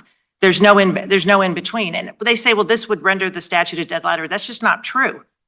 In the 9/11 case, which I think was the instigator for this, the financing, you don't have to show dollars to dollars, but Saudi Arabia, you have to show a link to the specific attackers or the specific attacks. And Saudi Arabia financed the training camps where the hijackers went, and they gave a certain large check to the Al-Qaeda at the very same time Al-Qaeda cut the check to the mastermind. I mean, Which case are you referring to? it's the famous Saudi Arabia case out of, I think it's Ashton, out of Southern District in New York. It's the 9/11 complaint that the victims of 9/11 filed, and Congress was upset because, there was no secondary liability. And in the October 7th cases that are now being filed in Iran, there are statements about how involved Iran was with the attack on October 7th. It's not just you were giving money to Hamas and Hezbollah. It's you knew about October 7th. Maybe you didn't know the particulars, which place they were going to kill or how many people, but there was a lot of evidence that links the assistance to the attack that was going to happen on Israel. Obviously, you don't have to know the certain date. Isn't it kind of foreseeable that like your money might, the money might be used to attack Americans when there's like death to America flags all over the facility? We're not fighting foreseeability for that reason, and this court already said it was foreseeable. I do think foreseeability was the same issue that was raised in the Twitter case. It was obviously foreseeable that ISIS was running all its propaganda training, recruitment, fundraising videos off YouTube. And Yes, you're it was saying foreseeable, but foreseeable is just not enough. Foreseeability is not enough in the facts of the Twitter case with the attenuated nexus there. And I guess I'm interested in, to the extent that if we set aside the passive provision of goods in the same way to billions of people, which we had in Twitter, and that's mainly what that case illuminates, but it gives some tea leaves about other things. And let's say we bracket for the moment the notion of tantamount to conspiracy, really, hand in glove with the direct tortfeasor. And we're talking about something in between. I mean, to take off from Twitter, let's say that you run an electronic billboard company and you erect billboards in wherever ISIS is fighting, and that have ISIS recruitment ads on them. I mean, it seems to me that would really bolster the nexus. I think it bolsters culpability. It's not clear it would bolster the nexus at all unless they tie it to a specific attack. Come join ISIS? That's not a nexus. It's just not. But if they say right there on the street, come join ISIS, and you know that everyone who joins is going to increase the probability that the mission of ISIS is going to be carried out, and a core part of the mission of ISIS. I think this is completely ignoring I think it's part 4 of the opinion. The court said 5 times the focus has to remain on the act of international terrorism. I do think TOMNA maybe not be a sea change, but it is a big change. I think as this court recognized in Amazon, it goes back to a conceptual core. There is a nexus requirement, and to say that I'll just keep reading the sentence. It's not enough to give substantial assistance to a transcendent enterprise floating above and over and above the commission of the act of international terrorism that injures But the let's plaintiff. look at the facts here, which are that you're saying that you're not really disputing foreseeability. And here you have a situation where Joshua Atchley is active right essentially down the street, right where Americans are, right during this time. This insurgency is a problem in killing Americans right during that time. Yeah. So why isn't it that sufficient enough to be to meet the nexus test with respect to we may not be able to may not have been kind of nexus and foreseeable with respect to these particular attacks, but that some attacks on Americans Yeah, I are think. likely to result by this group that you are providing funding to. I think this goes a little bit also to the US brief too, in that the problem with this argument is that any aid in any war-torn country, and this is what the charity brief is saying, if it's foreseeable that it could lead to an attack, if that's the substitute for the specific nexus to the act of terrorism, then you're basically saying do not enter any war-torn country if the organization has any ties with bad guys. The US was giving millions of aids, and I think the government's brief cites the Court of Appeals Appendix, page 686. It's the best site for that, and says it gave $300 million to build out the capacity of the ministry and delivered 7 truckloads of medical supplies and medicine. That's not terroristic aid. It's just not. And it's not tied to an attack. It doesn't matter how many, I suppose if you had evidence that the terrorists took the drugs off that truckload and then converted them to cash, and then there was some indication that it was supposed to be used for an attack. But when you have zero intent with respect to an attack and zero factual nexus to an attack, it cannot be foreseeability, or you just might as well wipe the nexus requirement. But that support wasn't in the form of a bribe or something that was essentially outside the scope of what was going to be aid to civilians. Yeah, totally fair point that the government, but to me, more direct.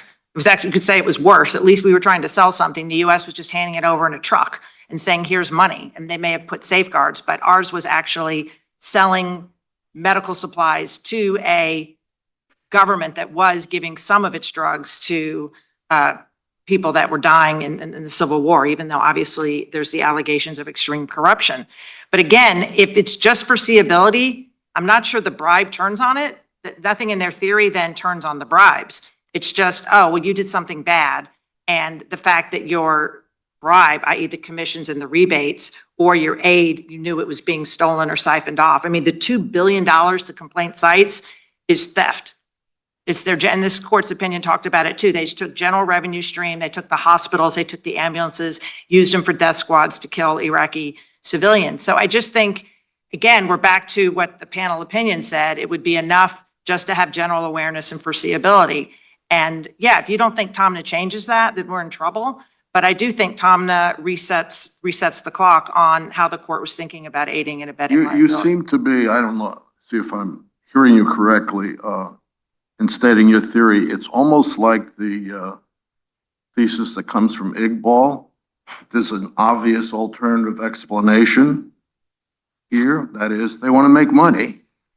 Then the burden becomes tougher on those who are trying to get into court under Iqbal. I mean, that's almost what you seem to be arguing. So, An no, obvious, not, yes. tell Yeah, me. because obviously making money is completely consistent with ATA liability. No, I'm understanding. Yeah. And you're saying that is the obvious alternative explanation to No, I address the think- foreseeability claim. The foreseeability is, this is so foreseeable, and you say, no, but there's an obvious alternative explanation. You can't refute it. I see. Well, yes, I was just saying, I think it's fair that the Linda Hamilton had a profit motive, and it's fair to say that the morphine distributors, they were acting out of profit. They were still aiding and abetting the principal tort because they shared No it. obvious alternative explanation, is that? Oh, yes.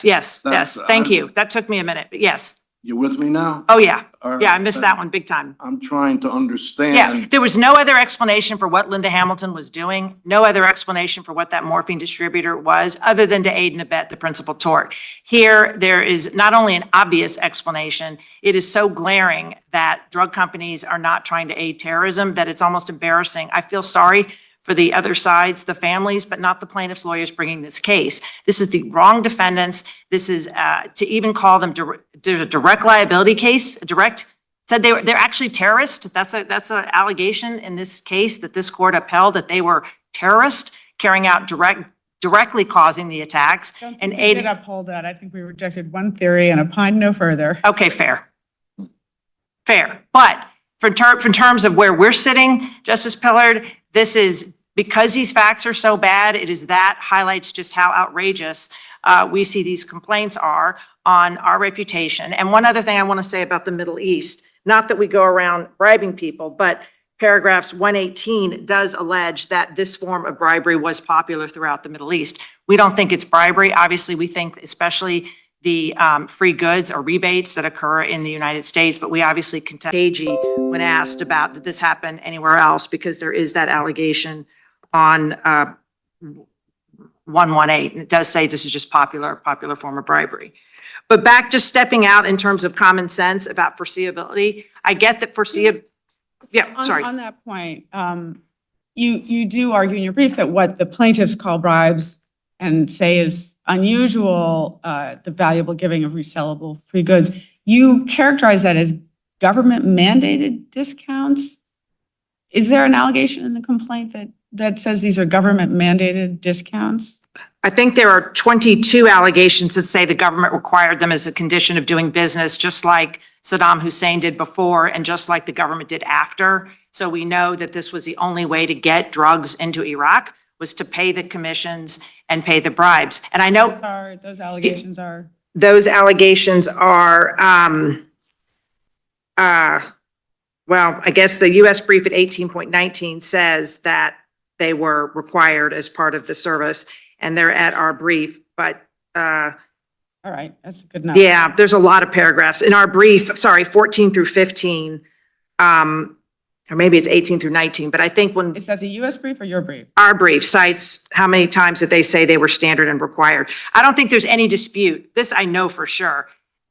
The whole theory of the complaint is the way we had to pay the bribes. The only reason the bribes were being paid is because we wanted to be in Iraq selling for this market.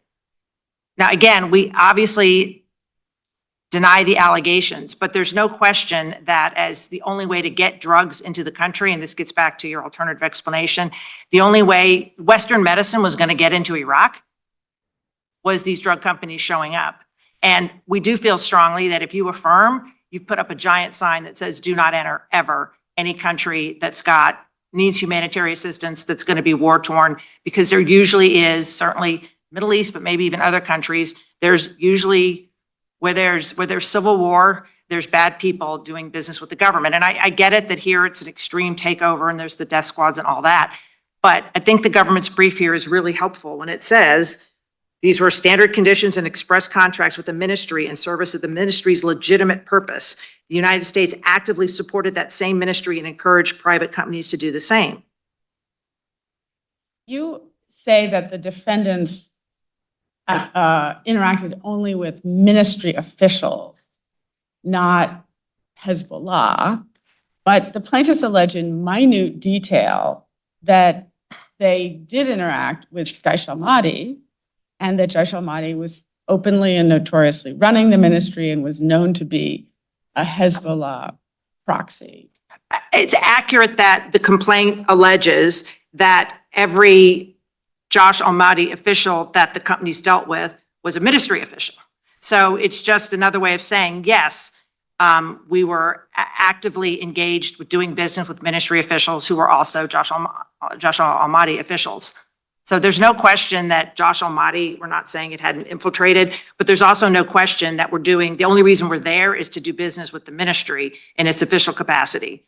And I think that's where I know we cite on the 22 places in the complaint that are specific. I do think, just to be fair to Your Honor, there was one allegation that came up in the complaint that dealt with a straight alleged bribe by just one of the defendants at a restaurant that doesn't relate to a government official. But that's one transaction out of 5 corporate families, 21 defendants. But all the other allegations are in connection with ministry officials who also are they're in the political wing, validly elected, and then they're also violent militia people.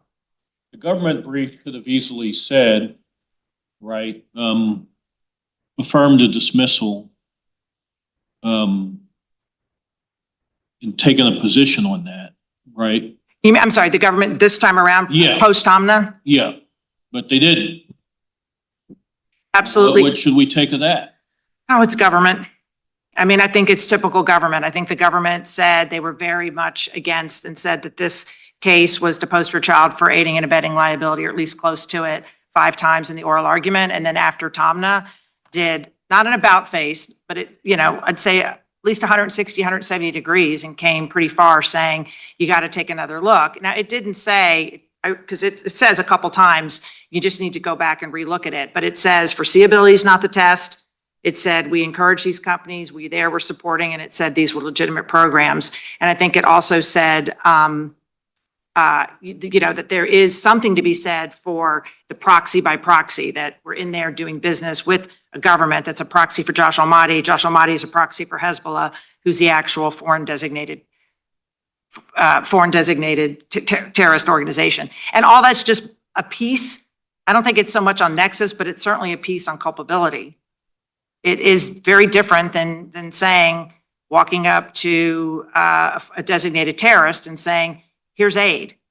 I mean, there is a material support statute that is there for no nexus requirement. If you give an aid to a terrorist, you go to jail, and that's a statute.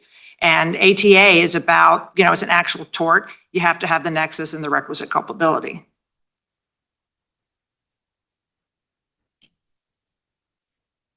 It seems like a lot of the citations to Twitter in your briefing really equate the allegations of what the defendants here did with the allegations of what the platforms. Yeah, and that's obviously not correct. I mean, it just feels like it's shoehorning something different. It doesn't help us analytically. Well, Judge Pillard, I do think the fact that Tomna was a super easy, almost frivolous case doesn't make this a hard case, but there's no question that Tomna was a joke of an ATA case. There was no allegation that anyone from ISIS even used these videos that carried out the attacks. So it was, a 9-0 frivolous case, but the court still spent 13 pages saying, we're going to kind of rein in Halberstam and get it back to this conceptual core. Instead of talking about 6 factors, we're going to talk about the 2 and pervasive and systemic. And it kept saying over and over and over, you have to consciously and culpably participate in the attack in such a way as to make the attack succeed. But the consciously and culpably really shifts depending on the now all-important nexus and mental state. I think both. Well, nexus, and then they talk about the mental state and the substantiality. But just the degree of those two things in combination changing depending on the nexus. Yeah, but just Amazon, this case, the court just said that lack of an intent, terrorist intent, carries significant weight. But Amazon, like Twitter, yes, is a case of passively providing a uniform service to all comers in the same way. Yes, and this is not that case. Yes, what I'm saying is I think Amazon is wholly consistent with Twitter, but doesn't shed much more light. And this is, so what you're saying here is, I think it sheds light. Is difficult in the same way that I found your brief difficult, which is that if there's no nexus, then the combined and sort of mutually, if one's greater, the other could be less, I feel of substantiality and scienter, the total of those has to be greater where you have the attenuated nexus. If you have more nexus, then the whole analysis of what's provided by substantiality and scienter, it's like less work to do. There's less distance to cover. 100%. 100%. But there's no way you're going to convince me that this complaint doesn't allege enough under either. Because you have to at least take into account there's absolutely no terrorist intent. No way, no how. But and then you don't have to have a agreed terrorist intent. You have to have scienter. And I take the court to be saying that where there's a closer nexus, it would be enough to participate in something substantially and have it be with the awareness that it's. Yeah, I'm trying to get out the rest of the sentence. There's no specific intent, and there's no nexus either. There's no strict nexus. So they don't have a very strong showing on either axes, and I don't think they have much in the middle. There's no nexus. Absolutely zero nexus to any attack. There's a nexus to Josh Almighty's violent operations in the main, which all could have been killing their enemies and Sunnis. There is not a single, and this complaint was written before Tomna, and I just think it shows. They wrote this complaint without Tomna in mind. But you think the nexus here is as to an attack. lacking as the nexus in Twitter is, I find, not plausible. And it's not really It's different than, helping us. okay, it's different than Tomna, to be sure, because there's no allegation that ISIS, well, ISIS was using the platforms, to be sure. There's But no, they weren't, and the court points this out. Plaintiffs never alleged that ISIS used defendants' platforms to plan or coordinate the rain attack. In That's fact, right, they and there's- don't allege he ever even used Facebook or YouTube, whereas we know Jaish al-Mahdi spent the money. not on these No. attacks. We know Jaish al-Mahdi is, at least as alleged, its mission in the world is to kill Okay, Americans and but chase now them we're out. just talking global on ISIS. I read that, the sentence you just read. ISIS was all over YouTube and Facebook and Twitter. There was just no allegation that any of the attackers on the Reina nightclub ever used those services. So There's it has to be the specific attacks on Americans, in your view, no matter 100%. no matter whether there's a closer nexus or not. There's no nexus. There's zero nexus. The only way they can get around it is with pervasive and systemic, or they don't have to trace dollars for bombs, but there's a way to get, just like they'd have to look at the bank accounts, who were doing these attacks, were there cells? I mean, at least in 9/11, money was going to the specific cell at ISIS that carried, or Al Qaeda rather, excuse me. Sorry for saying ISIS carried out So 9/11. you don't- Al you Qaeda. don't have to trace dollars for bombs. That seems pretty clear. So what is the showing if funds are being given? To the attackers? Yes. Or for the attacks? The attackers. The attack. The attackers, i.e. the names of the attackers or the cell, or the actual attacks. Yes, and if they had earmarked it or said purpose, you would have an easy case. But when they say that it's a dead letter, the plaintiffs should not be bringing cases unless they've got a nexus. You say the attacks, the attackers, or the cell? I'm not sure. Well, what if the it was cell in other words, is. the hijackers for 9/11, if there was, whatever, there were 11 or 9, if it was just for those hijackers, they don't have to know their exact names. I mean, again, when you have, How would that be proved when you're talking about money, other than with some kind of? like the 9/11 complaint, Saudi Arabia was giving money to the training camps where they trained and gave money at a specific check that was, I think, 400,000, and then 300,000 went the next week to the mastermind. But they don't try to do that here. So yes, you can write an opinion that on a different complaint, if it was ever filed, or if they tried to amend, that said, we're going to try to prove that somehow again, there are 21 defendants here. Like, they don't even try to lump anyone's money to any attack. They just say, you gave money and there were some attacks, and we know they all happened in the same country around the same 5-year period. That's clearly not enough under Tomna. It's just not. And no question, Tomna is a much easier case on all the prongs, because Tomna was a very easy case. And the weakest thing you think about it is what? The weakest thing in this case? Yeah. Well, lack of nexus, and then we have the best thing going for us is there's no allegations that the culpability was aligned with the terrorist intent. But there's no question we're the strongest on just nexus. But we do think we're very strong with the context of, again, common sense. These are drug companies that are there providing life-saving. They wake up every day to save lives, not in the hopes that their drugs will be used to kill people. The Supreme Court cited favorably U.S. v. Paoni, decision written by Judge Leonard Hand.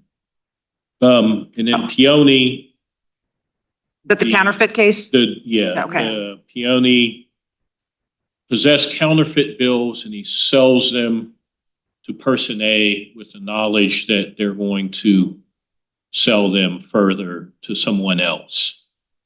Person B, we'll call them. And so the question in Paoni is there criminal aiding and abetting liability of person B's possession? And Second Circuit says no. But they say if this had been a civil case, there would be. Oh, I thought it said it might be different. I wasn't sure it said they would be liable. It said if this were a civil case, that would be true. An innocent buyer from the first person could sue Paoni and get judgment against him for his loss. Actually, an innocent buyer from the second person. So Paoni gives it to person A, they sell them to person B, And then they say if this were a civil case where person B had transferred the counterfeit drugs to some innocent buyer, that innocent buyer, kind of 2 steps removed, could recover on an aiding and abetting theory, because civil is different Yeah. than criminal. And so kind of knowledge and natural consequence, there is foreseeability, et cetera, is sufficient to both be the substantial assistance and or the culpable conduct. Yeah, so I would say a couple things. The first is, the Supreme Court mixed and matched a lot of criminal and civil and then said, but we're not going to talk about today how much the civil has to overlap with criminal. So obviously it's not citing that part of the Second Circuit's opinion, but more to the point, direct. Are you saying Second Circuit got it wrong? No, because I'm about to get my second point, which is at least that's counterfeit. And I think this does go to like the morphine distributor where there's no alternative explanation. What's he doing counterfeiting? Here, there's a lot of good, innocent explanations for what the companies were doing in Iraq in the middle of a civil war. Again, in other words, it's the mismatch of culpability. You can't just take the fact that these were unreasonable transactions or corrupt in the sense of they wanted to grow their market share and somehow equate that to the type of tort that the counterfeiter was talking about. But what other purpose is there for providing, commissions, free goods that are going to be sold other than to put money in the coffers of Joshua Atchley? To put drugs in the hands of Iraqi women and children. Iraq would not have Western medicine unless they were there. Well, Iraq doesn't have its own drug companies. You could just say, we're going to provide it, but we're not going to provide you with any of the free stuff or any of the commission. And the complaint alleges 6 ways to Sunday that was not an option. It says you could not, that's why the bribes were given. The bribes were given for the sole purpose of getting the contract. I mean, there's no allegation that we could have negotiated the level of bribes down. That's the pre-Saddam stuff, that this was required by Saddam before them. And then, they said this is popular in the Middle East, and then it continued after Joshua Atchley left the scene. So it's just now, again, I agree that it can't just be, well, everyone's doing it or it just was routine, but just the context of this is a country that needs drugs or medicine and x-ray machines and EKGs. That's the only way to get them. And I don't think the other side disputes. There would have been no medical Western medicine in Iraq, but for these drug companies being there and the bribes and commissions being paid. Their complaint is completely inconsistent with that.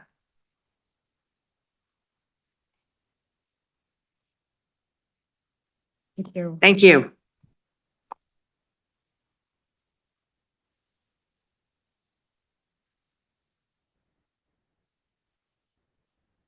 I'll start with the last point. It's a great illustration of why this court should not draw factual inferences on a motion to dismiss. It is not true that the only way for Western medicine to get into this country was by them paying bribes and commissions to Iraq's Ministry of Health.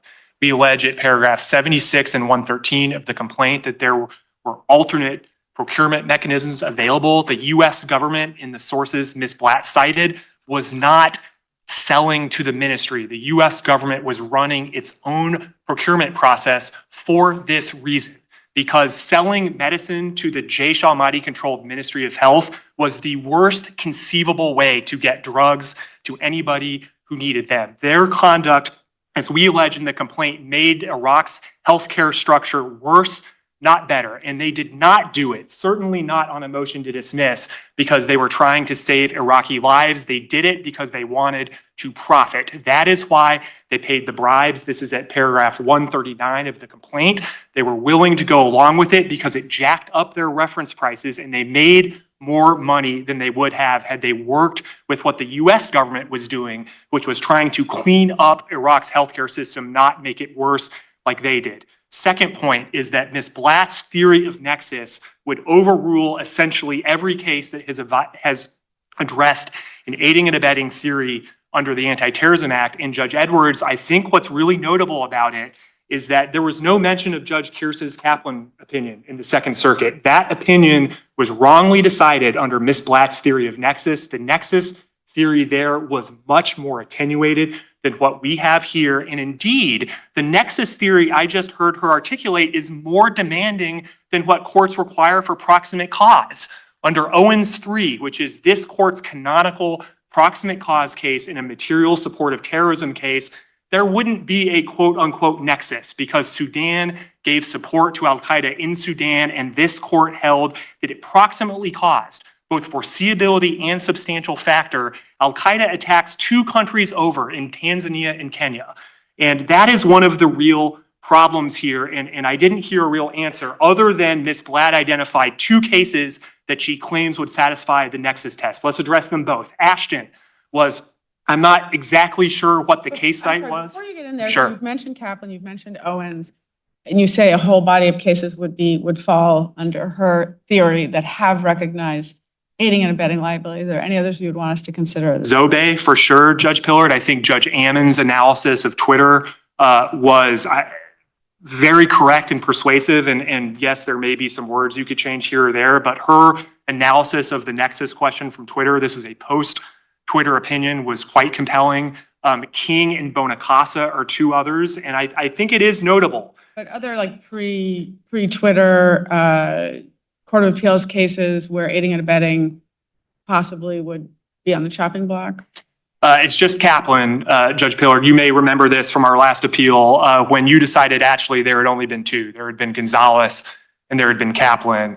Now, Honickman from the Second Circuit dismissed the claims, but we agree with its legal reasoning. I take it under Ms. Blatt's formulation. That case was also wrongly decided. She is trying, their theory would take a sledgehammer to essentially every case that has been decided under the Anti-Terrorism Act. And on the 2 cases she identified, Ashton and the cases against Iran for October 7th. Okay, the latter is an easy one to explain. That is exactly what they are asking us to do. I agree. Iran is going to default in that case. It's going to be a lawsuit under the Foreign Sovereign Immunities Act, not the Anti-Terrorism Act, and they're going to get a default judgment that is not worth anything. That is, I think, the rubric they are trying to put us in. They want us to go sue Muqtada al-Sadr, a pointless lawsuit that would accomplish nothing. My clients would certainly find it cold comfort. The Ashton case, I'm not exactly sure if that caption is correct, but the case against Saudi Arabia is also not brought under 2333 D2. It is another FSIA case that is about a waiver of sovereign immunity. And if you look at the text of the Anti-Terrorism Act, Saudi Arabia is immune under section 23372. So I think it is telling, and this is, I can't stress this point enough. There are no realistic cases that surmount the rule that you just heard from the defendants for the last hour. And I think that is a very compelling reason that you should reject it. Third, on whether foreseeability is enough, Judge Wilkins, I agree with you on your read of Peony. I think Peony did draw a civil criminal distinction. However, that is not the test we're proposing here. We're not saying that every time something is foreseeable from your conduct, you're liable for it. You have to meet substantial assistance and knowledge. And that, I think, was the factor that was missing from Ms. Blatt's parade of horribles. Does there have to be an alignment of interest between the defendant and the secondary wrongdoer? No, there does not have to be an alignment of interest. No alignment of interest whatsoever. If by alignment of interest, you mean shared intent. Both of you are going, sometimes you're close, sometimes you're not. But it seems to me that's not an insignificant question. And there's something in the Supreme Court's opinion, and I can't find it, that suggests that you have a strong case in aiding and abetting when there is what I'm calling an alignment of interest. Definitely, I agree with that. All right. So if you have to have an alignment of interest, what are the aligned interests in this case? So I don't think you have to have it. They're over foreseeabilities, lose. Foreseeability, the one thing we know in foreseeability is you can lose easily if it's not foreseeable. The opposite is not true. It is not clear that you have winning cases merely because what we're looking at is foreseeable.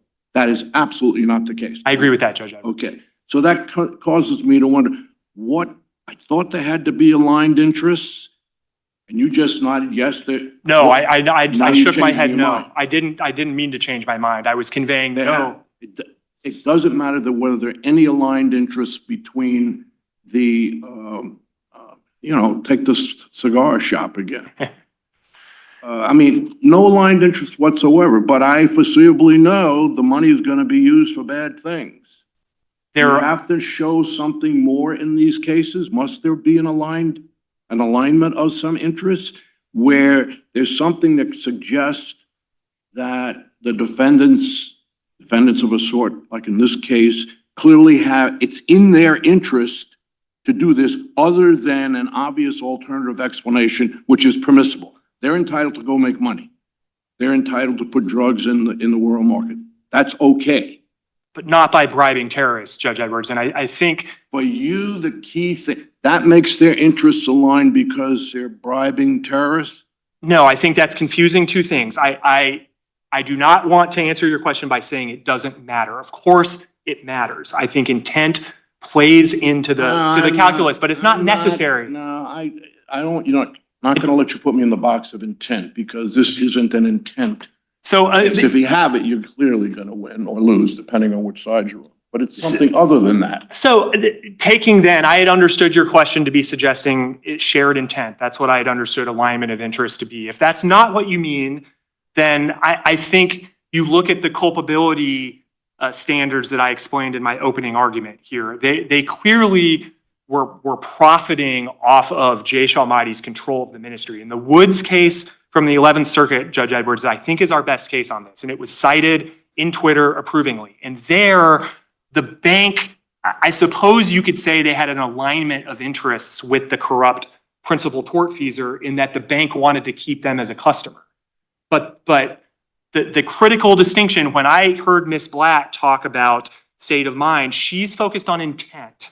And there was no intent in Woods. And I think that is telling that the defendants have not cited a single civil case from the common law requiring intent. But Not a single one. But Tom Ney, when they talk about Peony, they say that, the age-old formulation of aiding and abetting, at least in the criminal context, is that the defendant participate in the action as in something that he wishes to bring about, that he seek by his action to make it succeed. And then they say similar, concepts or narrowing principles are present in tort law. And that is like, you look at any aiding and abetting jury instruction, both civil and criminal, that formulation of participate in something as if you wish it to come about or to make it succeed, it's there. I don't think that That's there's in part any. what I'm talking about. Yeah, Right, I'm right. trying to drill down on Judge Edwards's point. So maybe that's not intent per se, but that's just basically semantics at this point. It's intent or knowledge or culpability by another name. It's something that you associate it with yourself because you want it to succeed, or the purpose is to help it to succeed. So I think that's a good gloss on Judge Edwards, your question. And the unity of interest here, if you're not defining it as intent to cause terrorism, No. is, I think what I just described. It's similar to the unity of interest in Woods, where these companies profited from their direct relationship with Jaish al-Mahdi. And there was a lot of factual argument about how all they wanted to do was help Iraqis. I've addressed that. I agree, Judge Edwards, that a profit motive in and of itself is not going to create liability. But the statute, I think, sweeps broadly than that. And if you're acting out of profit and you enter a relationship with terrorists where you are culpably assisting what they're doing, the fact that you're doing it for money is not a get out of jail free card. And that. So you're saying the unity of interest is that both the companies and the defendant companies and Jaish al-Mahdi want to deal with and profit from dealing with one another? Yeah, I think that's right. And we've alleged this, paragraph 139 of the complaint. There's a reason they did these deals as opposed to working exclusively through the U.S. government-led contracting process. And this notion, Ms. Blatt asserted that the US government just dropped truckloads of stuff with the ministry and didn't follow it or audit it is just inaccurate. And that's another indication of why we need discovery. But Judge Pillard, I think that's right, that it was a unity of they wanted to curry favor with the Jaish al-Mahdi terrorists that ran the Ministry of Health. That was the unity, Judge Edwards, in your formulation that I think is enough. And yes, they may not have had specific intent for Americans to die. We don't allege that.